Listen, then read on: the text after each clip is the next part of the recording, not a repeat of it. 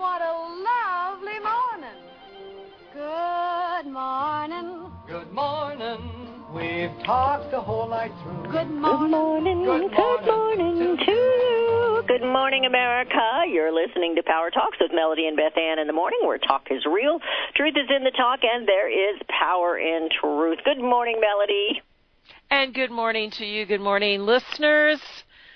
I have something this day in history today, the 18th Amendment to the United States Constitution prohibiting the manufacture, sale, or transportation of intoxicating liquors for beverage purposes is ratified on this day in 1919 and becomes the law of the land. You know, it's interesting, the law was passed in 1917. And it took that long to get passed by Congress and then sent to the states for ratification. What was the number on that amendment? 18th. Okay, I gotcha. All right. Yeah. Prohibition took effect in January 1919. 9 months later, Congress passed the Volstead Act, or National Prohibition Act, over President Woodrow Wilson's veto. The Volstead Act provided for the enforcement of prohibition, including the creation of a special unit of the Treasury Department. Despite a vigorous effort by law enforcement agency, the Volstead Act failed to prevent the large-scale distribution of alcoholic beverages, and organized crime flourished in America. And this is the part that I thought was interesting. In 1933, the 21st Amendment to the Constitution was passed and ratified, repealing prohibition. So it's kind of interesting. 1933, the year they confiscated gold. There was a lot of things going on in that year. And, of course, during this prohibition period, you have a lot of wealthy people. I believe, I'm not sure. I think the Kennedys were bootleggers. Yeah, that's how they made their money. That's how they made their money. I think the Bushes were involved in bootlegging, and so a lot of your families, the wealthy families of the world today, that seem to try to control many things, didn't make their money in a fine manner. So you mean they weren't presidential and how they made their money? Yeah. I wonder how many times they said words. But well, I don't know, but we found out Lindsey Graham says them. And I thought that was hysterical. They ought to just play that over and over and over and over again. It just cracks me up, the hypocrisy in these people. Like, they're so much better than everyone else, and especially the president. They're so much better than him. And it turns out they said the same thing. Oh, I know. Prior to him, before he was ever on the scene. Oh, I know. Like, these are all so innocent people. Like, my Lord. You know what? So pathetic. You know what? It really bothers me. And America, listen up. Listen to us. It needs to bother you if your representative or your senator are any of the ones who are not showing up to work. If they're the ones that are going to boycott the president's State of the Union address, you need to watch this, and you need to light their phones up, and you need to tell them they're done. They need to realize this is no longer a game. To them, it's just a game, Melody.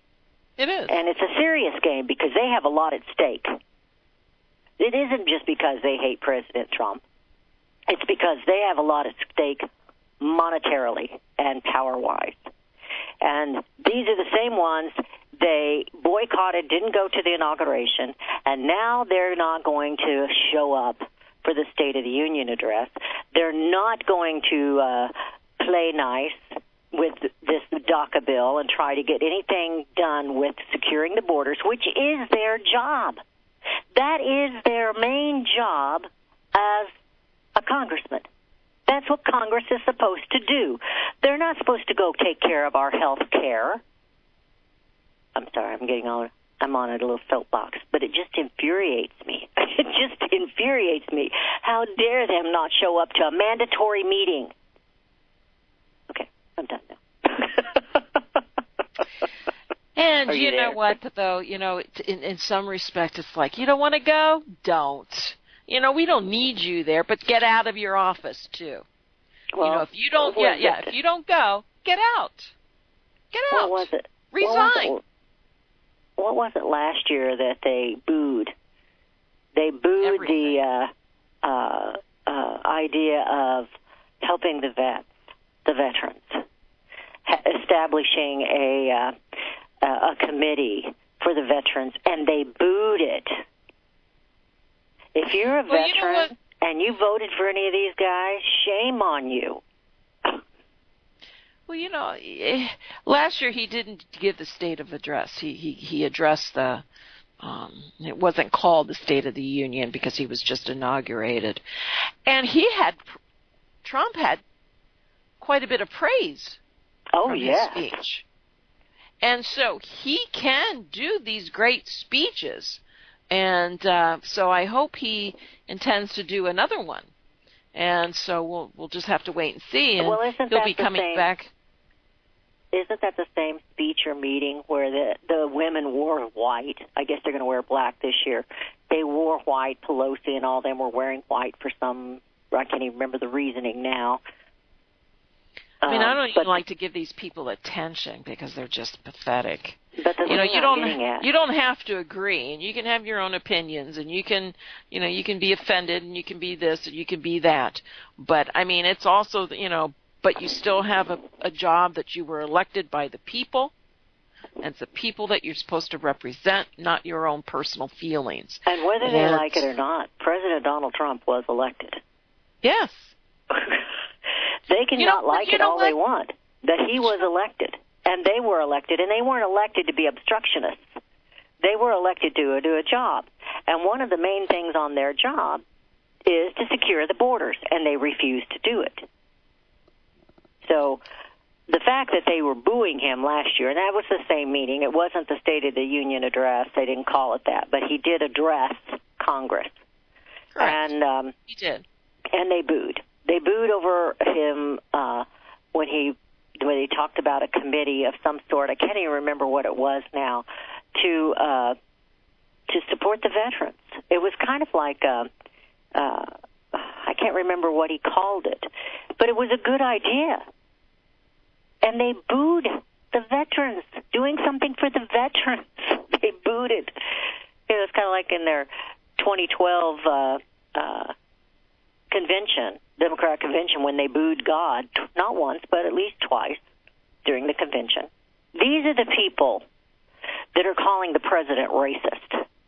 They're not showing up because he's white. They're the ones calling him a racist. And you know what? The funniest part, it isn't funny. It's just pathetic. It's not funny, ha-ha. It's just pathetic, yeah. Yeah. It's the media. Oh, my when Lord. you have these CNN hosts, when they're talking about this, from what he said, and then a lot of yesterday, and they actually quiver, like their lips actually quiver, like they're going to break down in tears. It's like if you're that emotional and you can't control your emotions, you have a problem. I wouldn't care if they were emotional, if it was something worth being emotional about. Or if they weren't guilty of the very same things that they're pointing out as the president. It's not even certain that the president said what Dick Durbin said he said, because Dick Durbin is a known liar.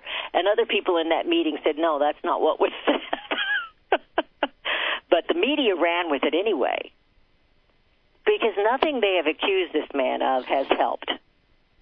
And this is something Chris Cuomo did. I thought this was just telltale of how disrespectful they are to everyone. And, of course, Chris Cuomo is just a goofy guy anyway.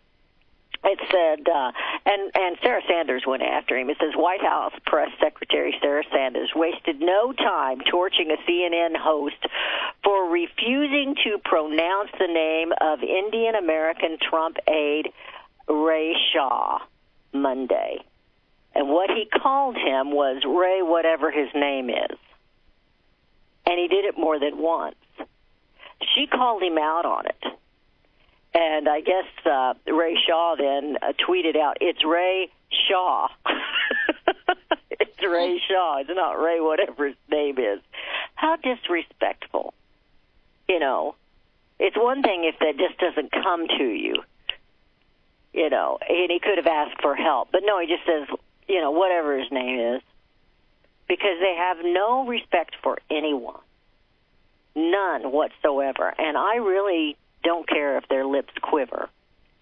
Well, I'll tell you what. They're just theatrics anyway. He knew his name because they all have earpieces, and the producers that talk to them during their programs, I'm sure if he had not recalled, would have whispered into his ear what his name was. And there's times when I forget things too. Oh, and I can't pronounce it. But lots of times you'll just say, well, I can't recall the name, my apologies, if it comes to me, and then it'll come to you, and then you come back and say, oh, yeah, the last name was this and this and that. So, but none of that. It was, whatever his name is. They're just a bunch of...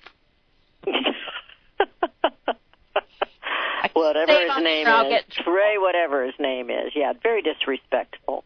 And, you know, they talk about the president with his disrespect, and I'm not necessarily a fan of what he does, but he's the second hit, which is the one that always gets seen. You know, when somebody starts a fight, it's the guy who hits back. The second hit is the one that gets seen, and you know, so you know, they go after the president for one thing or the other, and then he hits back, and that's the one that gets the most attention. What they did in the first place isn't seen. You know, just like this thing with the remark he may or may not have made, referring to certain areas as a certain kind of holes, and which was absolutely positively true. Even whether he said it or not, it's the truth about these countries that are third world, and they want to escape out of that because it isn't worth living in. Instead of making their own country better, they want to come over here. But I almost forgot where I was going with that. I think I did forget, actually, where I was going with that. But anyway, he says these things, and then they hit him back. And then that's what, and I mean, when he retaliates, that's what gets the main focus of the news. And what he was saying was absolutely true. And yet the Democrat Party and these rhinos, these idiots like Lindsey Graham and Dick Durbin and some of these others that were on this, put this bill in front of him. That's what I was getting at. Nobody's mentioning this bill. This bill was a joke. It had everything on it the president didn't want. It ignored everything that the people said they wanted, a.k.a. a wall, security at the border. We need to demand that be done first before anything else, because every time they've done something in history in the past, they've put it together in a bill, and only half of that got done, and the wall or the security at the borders and never got taken care of. And nobody's mentioning them. They only mentioned what the president said. And I would have been tempted to call one of those people in the room what he supposedly called one of these countries, because that was a slap in the face of him, but it was truly a slap in the face of the Americans. Huh? What'd you say? I didn't hear what you said. We're going into a break. Your calls are welcome. You're listening to Power Talks with Melody and Beth Ann in the morning. Your call is welcome at 717-300-1218. That's 717-300-1218. You never know when I'm going to get on a tear, and I seem to be on one today. And we will be right back. Hear it first on FirstAmendmentRadio.com and FirstAmendmentRadio.net. Gold and silver is tremendously undervalued. Global demand vastly exceeds mine supply by more than 60% annually. There is little in the financial world more certain than a coming explosion in the prices of gold and silver. The U.S. dollar continues to lose value and respect as the world's reserve currency. Our nation faces challenges on many fronts, and a day doesn't pass without another economist bringing forth warnings of impending economic calamity. There has never been a better time than right now to acquire physical gold and silver. Discount Gold and Silver Trading was founded on the principles of truth and honesty. We believe in providing a quality product, quality service, and most importantly, competitive pricing. We provide all forms of precious metals, including American gold, silver, platinum, and rare investment and circulated coins. Silver bars, rounds, and 90% silver bags are on hand for the silver investor. Gold self-directed IRAs are available. Call Discount Gold and Silver Trading at 1-800-375-4188. Toll free, that's 1-800-375-4188. Visit crosstheborder.org, CROSS, crosstheborder.org, to get your print, EPUB, or PDF version of Nicholas Arthur's new book titled When the Third Temple is Built. That's crosstheborder.org. When it comes to prophecy today, much of the evangelical Christian world has their eyes on Israel, waiting and watching to see when the third temple will begin to be built. The plans are drawn. The Jewish people are eager. Most evangelical Christians today believe that the rapture will happen before the third temple is built. Hi, I'm Michael Eugene. I was taught that Daniel's 70th week was in the future. Is that really what the Bible teaches? Have we searched the Scriptures and found this to be true? Why is it so important for a reestablished Israel to build a third temple in Jerusalem? Is it necessary to build a temple on the same location already occupied by the Dome of the Rock? Is it necessary for sacrifices to take place in the temple on Temple Mount? Is there really a rapture followed by 7 years of tribulation? What is the New Testament temple? Can we identify history and prophecy? Who is the first beast in Revelation chapter 13? Who are the 7 kings in Revelation 17?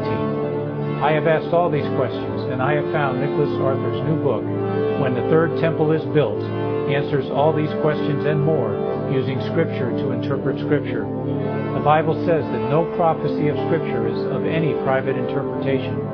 Nicholas shows us in his new book, When the Third Temple is Built, how the Bible interprets prophecy and not man's private interpretation. Visit crosstheborder.org, CROSS, crosstheborder.org, to get your print, EPUB, or PDF version of Nicholas Arthur's new book titled When the Third Temple is Built. That's crosstheborder.org. Years ahead of the dominant media, FirstAmendmentRadio.com and FirstAmendmentRadio.net. And we have returned. You're listening to Power Talks with Melody and Beth Ann in the morning. And you just missed a good show. We had a good show there during the commercial. We were talking about Congress. She said, what if? Is it okay if I tell this, Melody? You tell them what you said. What if all of this is to cover up? Oh, I thought you were going to continue. No, I'm letting you finish it because I didn't want to speak for you. Well, I was just saying, this is a bit, this could all be a cover-up because it just amazes me when they're these theatrics. It's just not one day. Okay, one day, get over it, be done with it, move on. But they're not. It's week later. Media. Mainstream media is still pushing this agenda about, this name and racism and so forth. It's like, you know what, maybe we just don't have the money to pay for the wall. Maybe we just don't have the money. We have the tax cuts went through. Sure, you have all these positive signs from these various corporations that are giving these people bonuses, but, the big print giveth and the little print taketh away when they make the announcements that they're closing stores. Even Wells Fargo is closing a ton of branches across this country. They don't put all of that in the same sentence or the same article. You have to, look knee-deep and stuff in order to find the connection. All they're going to talk about is the positive things, and, it's all image building. Folks, we're broke. This country has no money to keep on spending like drunken sailors. But who can come out and say that we're broke? If they came out and said we don't have the money, we can't do it, our markets would crash like rocks. And I think the American people would see who the ones truly are that are responsible, and that is Congress. Congress is the one responsible if you don't have a job. Congress is the one responsible when things are falling apart, because they're the ones who stay and stay. You just keep electing them, and they stay there, and they are getting richer while America is going downhill. Look at California. California is the template for socialism in the United States. What you're seeing in California is going to be all the way across this nation if you keep these Democrats or these rhino Republicans in charge, because that's what they want. They're not fixing DACA because they don't care about DACA, but they don't want that wall taken care of. They don't want the borders secured, and they don't want Trump messing with trade because they have gotten rich on these decisions that they have made. D.C. occupiers occupying offices and cutting deals in D.C. that line their pockets, not yours.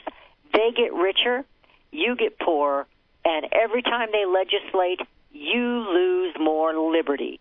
We're not a free nation anymore. We just pretend to be free, which is the article I sent you over the weekend. A land of pretending. You can't be free when you're in debt. You can. And that's where they strapped us, because we're all slaves. And it just cracks me up when I hear about these tax cuts. And we were talking during the break about the $600 stimulus that they gave us after 9. People, that's our money to begin with.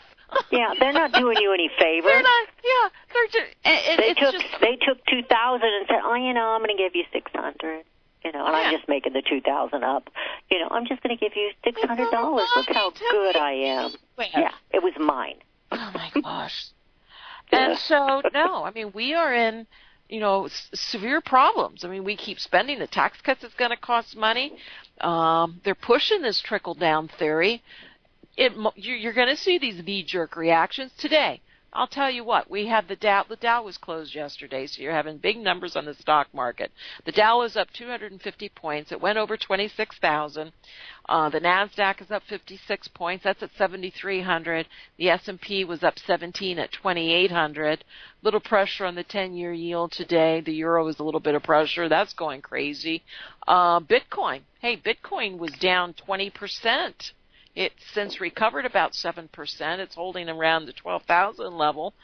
But, their governments aren't going to let that go. U.S. Treasury Secretary Steve Mnuchin said that he's going to work with a group of 20 nations to prevent these cryptocurrencies, such as Bitcoin, from becoming the digital equivalent of an anonymous Swiss bank account. And he was talking about this on Friday at the Economic Club of Washington, and he wants to ensure bad people cannot use these currencies to do bad things. Well, I'll guarantee you he's talking about government, bad government. Yeah. He says under U.S. law, if you have a wallet to own Bitcoins, that company has the same obligation as a bank to know you as a customer. They can track those activities. The rest of the world doesn't have that, so one of these things we will be working very closely with the G20 is making sure that this doesn't become the Swiss bank account. Now, my question right there says, why does the United States have the ability to track these accounts and the rest of the world doesn't? Bing, bing, bing, bing. Because I believe this is a program that was created by government. Our CIA or our DOD or some, our government. Why do you think they can track that and the rest of the world can't? So anyway, it's just like, your little cryptocurrencies is in a bubble, but they're going to control it. They don't want you to have it. They need those taxes. What was I was listening to someone talk earlier today on an interview, and he was saying, no, governments are going to do things so the cryptocurrencies don't have an impact on the economies. That's the whole deal also. They can't lose revenue from these taxes because all of these countries are so strapped. They're broke. They're bankrupt. No amount like of California. No amount several of other states in the union. No amount of tax reform is going to bring this country back to the point to where we can build that tax base to pay off our debt. Right now, we're only paying the interest on our debt. We can't attack the principal of $20+ trillion. We can't even pay the interest. You can volunteer and put an extra $1 on your income tax when you pay that every year. Put an extra $1. If everybody did that, we might pay it off in 2,000 years. I don't know. I can't do the math. We do have a caller. We have Frank from Ohio. Frank, how are you today? Hey, Frank from Ohio. Hey, I'm better than I deserve, I'll tell you that. Listen to you on 7490 shortwave. You ladies are right on track. Everything that you've shared. Love you guys dearly, and thank you for being out there for America and mankind and God. I'd like to... No, thank you. And I'd like to say dung is used in the Bible, D-U-N-G, which is exactly... I was asking somebody about the dung beetle it's been a year or so ago, and he didn't know what it was. He's a city boy. He didn't know what the dung beetle was. Well, the dung beetle is in Africa, okay? And, no, there's some here in Missouri. We have some dung beetles. I had them in Arizona. And I loved them. I think we got some in the district of criminals, too. But the truth is, Heartbeat Bill is coming up Friday. This Friday, the Heartbeat Bill. And what I'd like to quick throw to you guys, Paul Ryan, 202-225-0600. Mr. McCarthy, 202-225-2915. Are you giving their phone number? Yes, ma'am. Okay, well, I have the switchboard number that catches all of them. Okay, and Steve, God bless him, Scalise, that got shot, his last 4 digits are 0917.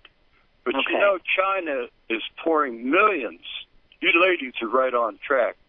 But China is pouring maybe trillions into their infrastructure, into railroads over there in China. So while they're building up their nationalism and their railroad and transportation system, we're denying building the wall. I'm a Trump voter and a Trump supporter. Thank God he might not be on the same track as us spiritually, but I think emotionally and spiritually he wants to bring America home too. Also, in the January, not that I trust Time, but in January's Time magazine, it outlines 6 key representatives, and the USSR, Russia, are very wise. They put up a buffer wall over there with 6 countries, Austria being one of them, with a 31-year-old being the prime minister of Austria, but they have 6 prime ministers over there of 6 different countries that have a buffer wall over there on the west side of Russia. They're not going to let the corporate agenda and the corruption sneak into Russia, so they put up a buffer wall of some hardline people in charge of 6 countries over there, Austria being one of them. So thank you for giving me the floor, and we're keeping up on a lot of things as much as we can and keeping our prayer life. Ladies, I love you, and you're right on track today. Thanks for taking the call. God bless. Thank you. Thank you. Appreciate it. My lip is quivering. Well, that was very kind of him to say that and to call us and share that. And he is correct about these buffer zones. You know, North Korea serves as a buffer zone to China. Mm-hmm. And, that's China's interest in keeping, North Korea going. So he's absolutely correct on those buffer walls. And so thank you, Frank, for giving us a call today and offering us the encouragement that we are doing and bringing what you listeners want to hear. So thank you. It was very, very important. And I want to give that number. In fact, I had written it down while we were in commercial break. This is the switchboard for D.C., and it will catch all of them. So if you call us, you can say, I want Paul Ryan's office, or I want Scalise's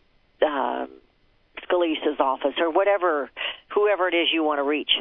But this is the switchboard number, 202-224-3121. That's 202-224-3121. America, keep that number close at hand. Use it daily if you need to. Kind of like those telemarketers that call you every evening, when you're about to sit down and have supper.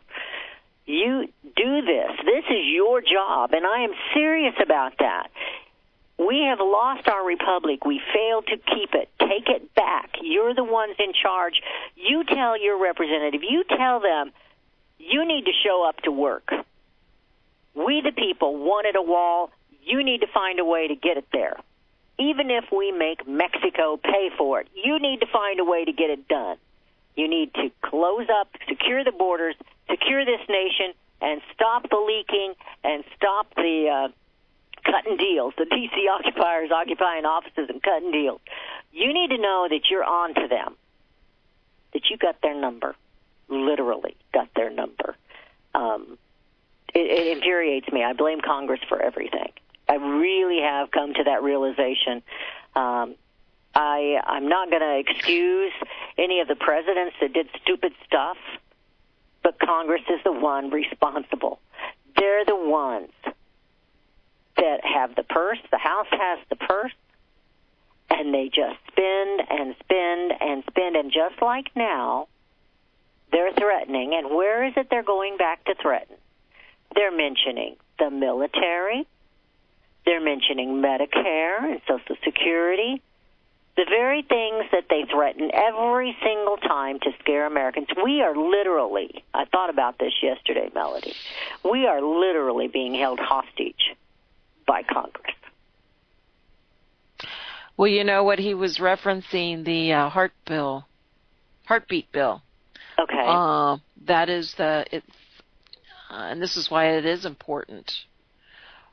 This is the first federal heartbeat bill in the U.S., and it would affect.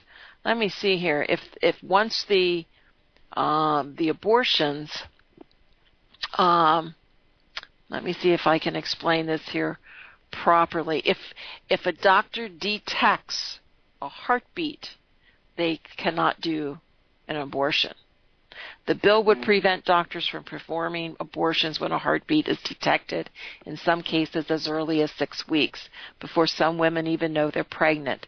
Supporters of abortion have argued that such measures would not eliminate abortion, but instead would make it harder and more dangerous. Of course, they're going to say that. So under the bill, a doctor who knowingly performs an abortion and thereby kills a human fetus without determining a heartbeat, informing the patient of the heartbeat, or who proceeds regardless, would face up to 5 years in prison. It includes a narrow exception when the physical health of the woman is endangered, but it excludes psychological or emotional conditions.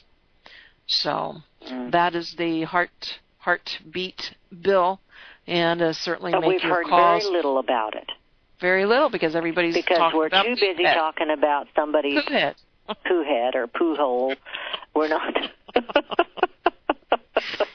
We're too busy looking at the language of the president, what might or might not have been said behind closed doors where there was no camera, Dick Durbin.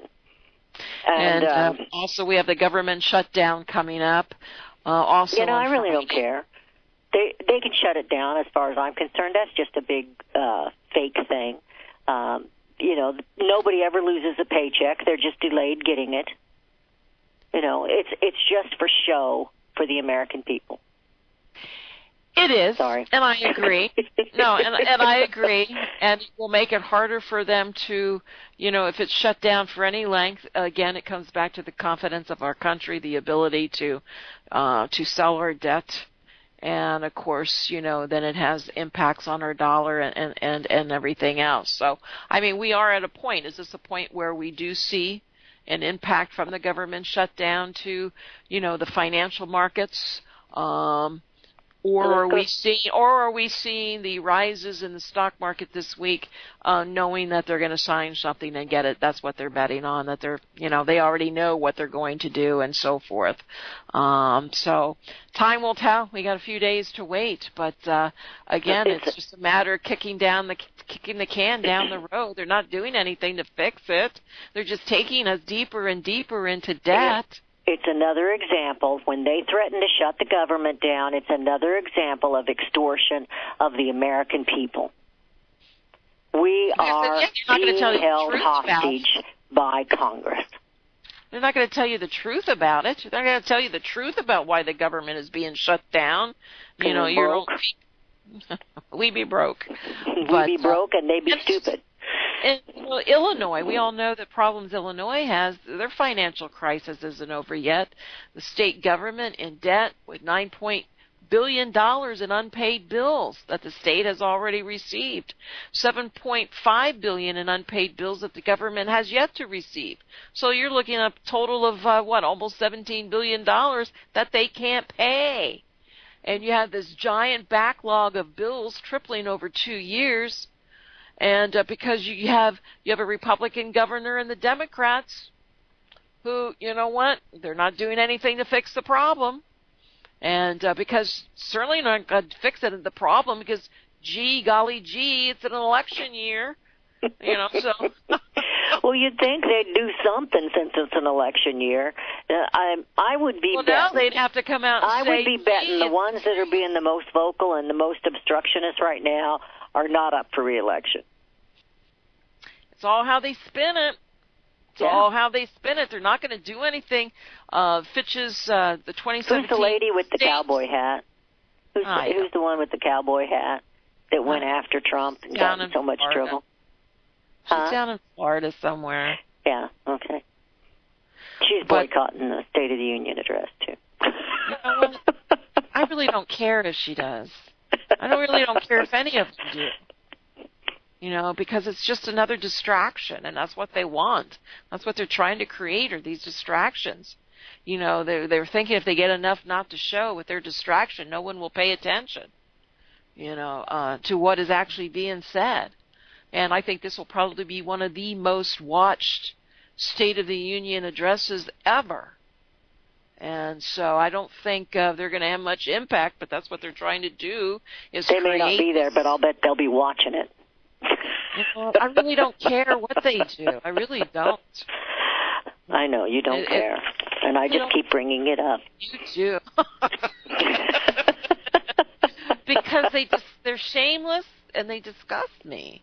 So, I don't want to give them the attention. But I want to bring it up because I want all those listening who are in the states of these people that have the audacity and the arrogance to say, well, I'm not going to go to the State of the Union address because I think the president's a racist. And I want America to know that these people are hypocrites and they're not noble in any way, shape, size, or form. And I think the American people need to keep that in their head. And when they listen to the State of the Union address. Oh, we have a caller. I just saw that now. And I do have and I want to make sure that we get to, I have a special for discount holders. Oh, okay. Let's do that for sure. Okay. No, let's go to Joe first. See if we can get him before the break. Good morning, Joe. Good morning. I wanted to make a few comments on the subject that you were talking about a bit earlier, and that was this being the anniversary of the Prohibition Amendment. And, of course, a lot of people have compared alcohol prohibition to a marijuana prohibition, and I'd like to make a few comparisons between the two. And so that's it. The Prohibition Amendment, as I understand it, really came about as a result of a populist and kind of grassroots movement to prohibit alcohol. I've read a lot of the Women's Christian Temperance Union, I believe, was a grassroots organization that was heavily involved in that, and maybe some others. And I've read a lot of American history and a lot of historical novels of the earlier times of American history. And in all of these books, there has always been a lot of mention and talk about the alcohol problem in the United States. Apparently that's been a big problem for a long, long time, and still is, of course, and probably always will be for the rest of the history of the human race. And so it really was a populist kind of grassroots movement that got the Prohibition Amendment passed, I believe. Mm-hmm. And as far as then, of course, they found out that when then they prohibited alcohol, the problem got even worse, so they eventually repealed the amendment. In fact, it didn't take very long. And but in all this reading of American history and American historical novels, I've never, ever found in any of these books any mention whatsoever of any problem with marijuana. And from what I understand, the prohibition of marijuana was not anything of a grassroots, popular demand movement. It came strictly down from the top, from some people in the government, from a few rich publicists like William Randolph Hearst and so on like that wanted it prohibited. So that was completely so marijuana prohibition was completely a top-down movement and not anything of a grassroots popular movement. And now, may I make a comment? Yeah. It was also hemp was also attacked by the cotton industry. The cotton industry wanted to get rid of hemp, which is part of marijuana. Very good. Yeah. And so money. During the so it's very soon after they outlawed it in the 1940s, the government actually encouraged farmers to grow under special license. They could get a special license to grow. The government encouraged farmers to grow hemp because they needed it for the war effort. And I've never heard of any kind of marijuana problem during the 1940s. And my earliest memories are of the 1950s, and I can't recall any marijuana problem whatsoever during the 1950s. But then, right around 1965... We're heading into a break. Okay, hold on to that, and we'll talk about that when we come back. We'll go back to the 60s when we come back. You're listening to Power Talks with Melody and Beth Ann, and we're visiting with Joe, and we will be right back. Hear it first on FirstAmendmentRadio.com and FirstAmendmentRadio.net. Since the beginning of time, kings have sought it, nations have fought for it. It has been traded, it has been borrowed, it has been purchased, it has been stolen. There's a reason for it. To secure the blessings of liberty to ourselves and to our posterity. Invest with the security of gold and silver. Call Discount Gold and Silver Trading at 1-800-375-4188 or visit discountgoldandsilvertrading.net. Listen to Financial Survival with your host Melody Cedarstrom right here on FirstAmendmentRadio.com at 4 p.m. Eastern or 1 p.m. Pacific Time. Visit discountgoldandsilvertrading.net or call Discount Gold and Silver Trading at 1-800-375-4188. Toll free 1-800-375-4188.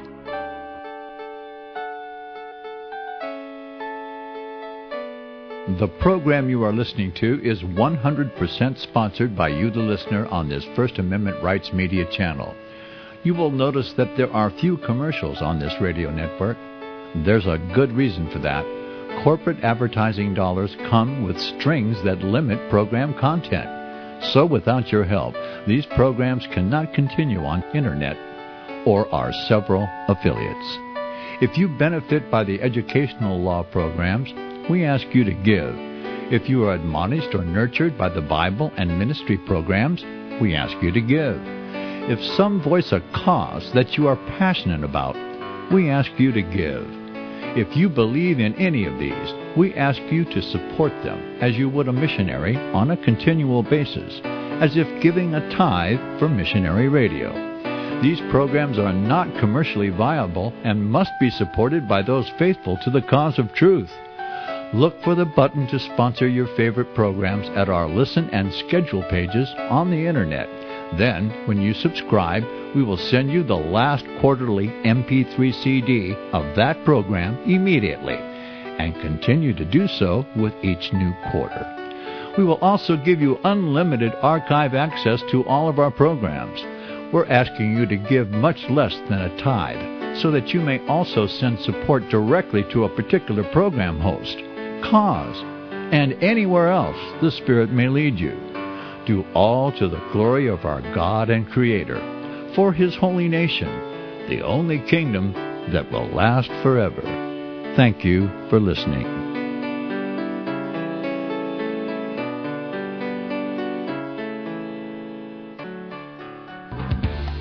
Hear it first on FirstAmendmentRadio.com and FirstAmendmentRadio.net. And we have returned. You're listening to Power Talks with Melody and Beth Ann in the morning, and we were talking to Joe, and we were back to the 60s. What about marijuana in the 60s, Joe? Yeah, so as I recall, right around 1965, all of a sudden, this big marijuana problem started all over the country, starting in all the big cities and very quickly spread to all the small towns and rural areas and so on like that. And it was kind of like it sort of came out of nowhere.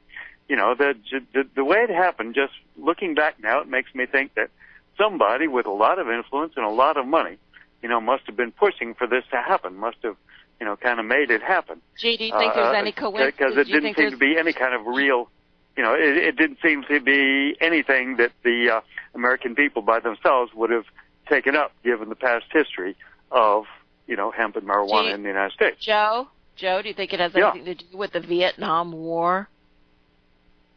Yeah, it was part of the. It was a big part of the it was connected with anti-war the anti-war movement. Yeah. It's when we started having the sit-ins and the love-ins and Woodstock and all of that. And it wasn't just marijuana. Marijuana was leading the way, but a lot of the hard drugs came in too. Mm-hmm. Sure. Yeah. Mm-hmm. And who do you think brought it? And people talk about how the marijuana now, is so much stronger than it used to be, and I think that's because of laws against it. Because because it's been illegal. And there's been so much money in dealing in it that the growers found that they could make a lot more money by breeding their stuff to be a lot stronger, and so they did that. And if it had been legal all the time, I don't think and low priced, and there wasn't much money in it, then I don't think anybody would have actually bothered to breed, stronger varieties of marijuana. So personally, I think the best thing would be if we could get the laws back to the way they were in the 19th century. So that all the sensible people that want to make good use of this very valuable, very useful plant could do so without, fear of any legal consequences. And it seems like the fools that want to spend their lives getting intoxicated on something or other, they're always going to find a way to do that. I was going to say, no matter they're what smoking it, not roping it. The fools that want to get intoxicated are going to do it. Yeah, I think you're right. Yeah. Okay, Joe. Appreciate it. Okay. And it is amazing. One thing about calling the switchboard the Capitol switchboard. Yes. Yeah, about calling the Capitol switchboard number. It used to be that when you called that number, you would get a live person. They'd ask you which senator or which congressman you'd want to be connected to. But what I've found recently when I've called that number is that you get an automated system now which says put in your zip code, and then they connect you with just your senator or your congressman. So apparently now you have to know the number. If you want to call somebody that's not from your district, you have to either know their zip code or you have to know their number. You have to know your zip code because they'll know which one is yours. Seems like that's the way it's working now. Okay. But as long as you know your zip code, you're going to get to the right one. Unless you want to talk to somebody else. You're going to get to your congressman, but if you want to call a different state's congressman, you have to know their zip code. All right. Okay. All right. Well, I only have the one. Okay, I don't have all of them, so I've got the one. I guess I could download those and print them off. But all right, Joe, thank you. Melanie, it always comes down to money. Every time it comes down to money. And when hemp was being attacked, it was that was being run and lobbied by the cotton industry, and the cotton industry won. And hemp is out. So hemp was a stronger material. It was stronger for ropes. It was stronger for fabrics. And there is a hemp that they smoke instead of rope. So they, it all came down to the money once again. Always seems to do that. Yeah, and you know what? Things are different. I am against the legalization If there's some way that they, can use it to make rope or whatever, that, remains to be seen. But I am against the legalization, and it does come down to the money, and we can see the change over the years. But our society has changed also. And I know there's a lot of ideas that if you want to go out and get smoke and drink and be dumb, that's your privilege. That's your right. You can, do whatever you want. But I think in today's world, the influence is a lot different today than it was then. And yes, this goes back to the family. This goes back to the teachings of what's right and what's wrong anymore. And all of that has been so weakened in our society. And those are the reasons, the big reasons why we have the problems that we do today. There was always an agenda behind it. And it's just not growing the marijuana that makes it stronger. They add things to it, too.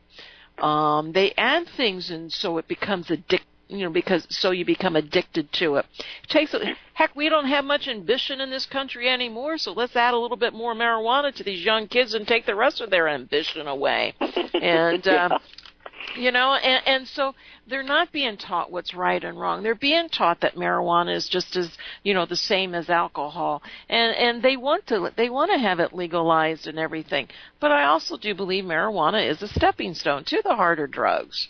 It is. So, and it infuriates me, too, when you go back and you think about all the drugs that are really bad that FDA approves, and then a year or two later they came out, oh, yeah, we were wrong, it kills people. We are about to run out of time, and we have one more caller, and I'm going to ask him to be really quick. We have Joe in Ohio. Well, if that's me, I can't be quick. Okay. I wanted to just mention, to maybe quickly bypass a lot of things I was going to say. Check out the CIA runs drugs. CIA created ISIS. CIA created Al-Qaeda. I think until we begin to see these facts, and the fact that the whole so-called drug culture during the Vietnam War was really sponsored by the Central Intelligence Agency, which brought in all of the LSD into this country to undermine a very productive opposition to that murderous war that was killing millions of people abroad and thousands of Americans and bankrupting our country.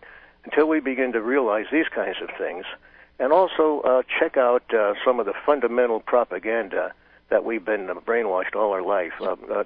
Just do a general search of debunking anti-communist propaganda, because that has been the turbocharged fuel that has enabled this country to bankrupt us with $1,000 billion a year to attack countries around the world for the interest of the Wall Street bankers, the Fortune 100 companies, in the guise of freedom and democracy. And I think until we begin to realize that has a large part of why we're having these people forced to come into this country, because we have supported death squads in the name of anti-communism throughout Central and Latin America and it goes back that have to killed hundreds of thousands of people for the interest of United Fruit and other corporations that really have on their board of directors the directors of the Central Intelligence Agency, like Alan Dulles. We're just about out of time, Joe. It goes back to what I said earlier in the show. The American people are being held hostage. We are being fed lies constantly, and we chase these distractions, and we don't see what's really happening. I appreciate it, Joe. Thank you so much. Melody had a special that she wanted to run, and we're about out of time. I told her we'd get back to it, but we kind of chased a few rabbits. Melody, what you got going?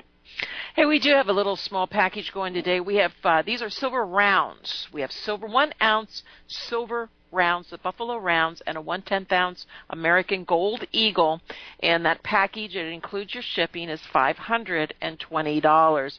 It's a great special. The silver, we had a little bit of a pullback today in silver. But if you wanted Silver Eagles, you can upgrade your package. But the Silver Eagles will cost $35 more for the package. So your choice, $520 with a 1/10 ounce American Gold Eagle with 21 ounce silver rounds, or a 1/10 ounce American Gold Eagle with 20 Silver Eagles. So great packages, both of them. If you're interested in some fractional pieces, the Swiss francs, we got an incredible deal. One of my suppliers has, you're only paying a couple dollars over spot price for your gold on these Swiss francs. So a great, great buy, but you have to give us a call at 1-800-375-4188. I have no idea how long those Swiss francs will last. Because they're just priced to be sold. So give us a call as soon as you can, 800-375-4188. And with the Swiss francs, it is volume. They do have a minimum of 10 ounces, but a tremendous buy. Okay, 1-800-375-4188. Get started with your gold and silver, or just keep it going. Keep building your portfolio.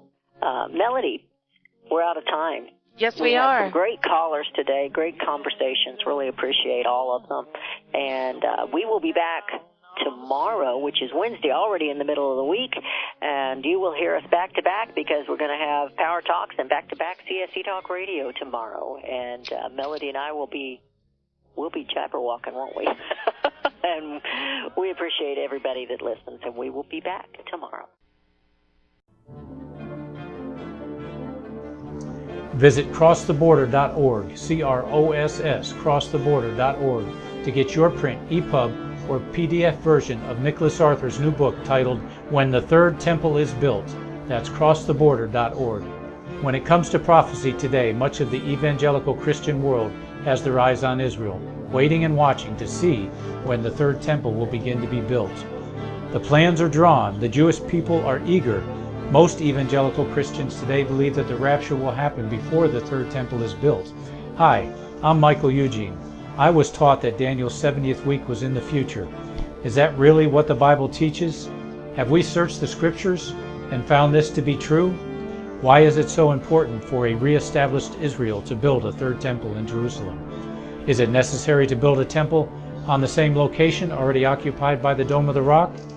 Is it necessary for sacrifices to take place in the temple on Temple Mount? Is there really a rapture followed by 7 years of tribulation? What is the New Testament temple? Can we identify history and prophecy? Who is the first beast in Revelation chapter 13? Who are the 7 kings in Revelation 17?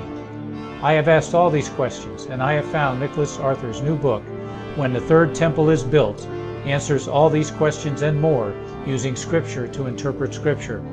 The Bible says that no prophecy of Scripture is of any private interpretation. Nicholas shows us in his new book, When the Third Temple is Built, how the Bible interprets prophecy and not man's private interpretation. Visit crosstheborder.org, C-R-O-S-S, crosstheborder.org, to get your print, EPUB, or PDF version of Nicholas Arthur's new book titled When the Third Temple is Built. That's crosstheborder.org. The book of Revelation says, the spirit of prophecy is the testimony of Jesus Christ. This is at the very heart of FirstAmendmentRadio.com. In that spirit, we have created the Prophecy Reality News app for all of your mobile devices, streaming First Amendment Radio 24 hours a day, 7 days a week. Available for your Apple, Android device, and smartphone, absolutely free. Get the Prophecy Reality News app installed today so you can listen to First Amendment Radio wherever you are. The Prophecy Reality News app. Get it now. Since the beginning of time, kings have sought it, nations have fought for it. It has been traded, it has been borrowed, it has been purchased, it has been stolen. There's a reason for it. To secure the blessings of liberty to ourselves and to our posterity. Invest with the security of gold and silver. Call Discount Gold and Silver Trading at 1-800-375-4188 or visit discountgoldandsilvertrading.net. Listen to Financial Survival with your host Melody Cedarstrom right here on FirstAmendmentRadio.com at 4 p.m. Eastern or 1 p.m. Pacific Time. Visit discountgoldandsilvertrading.net or call Discount Gold and Silver Trading at 1-800-375-4188. Toll free 1-800-375-4188.